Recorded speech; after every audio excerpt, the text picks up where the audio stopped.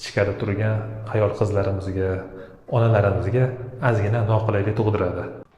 Hozirgi qo'yilayotgan zamonaviy liftlarda bitta muammosi bor. Bu ham bizning o'zbekchiligimizda, o'zbekona qadriyatlarimizga to'g'ri kelmaydigan joyi bor. U ham bo'lsa, tepadan tushayotgan odam, ayniqsa ayollar, qizlar bo'ladigan bo'lsa, past qavatdagi erkak kishi bosadigan bo'lsa yoki umuman boshqa odam bosadigan bo'lsa, u lift to'xtaydi va ochiladi. Haligi odam kirishi mumkin bo'ladi. Shunda ichkarida turgan ayol qizlarimizga, onalarimizga ozgina noqulaylik tug'diradi.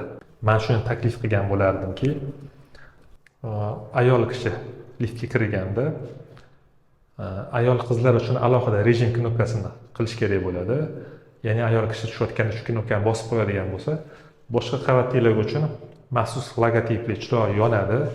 Agar u etajda ayol kishi bo'ladigan bo'lsa, bemalol knopkani bosib qo'shilib olishi mumkin bo'ladi. Agar erkak kishi kirmoqchi bo'lsa, logotipni ko'rib, uni o'tkazib yuboradi va yoki boshqa liftga o'tishi mumkin bo'ladi. Shu taklifga nima deysizlar? Shu narsa qilish to'g'rimi, noto'g'rimi?